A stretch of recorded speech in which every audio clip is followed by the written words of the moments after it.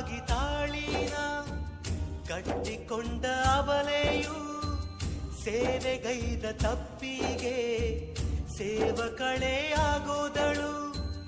ಎಲ್ಲವನ್ನು ಬಲ್ಲವನು ಏನು ಮಾಡಲಾಗದೆ ಸಮಯಗಳ ಸುಳಿಯೊಳಗೆ ಸಿಕ್ಕಿಕೊಂಡು ನರಳಿದನು.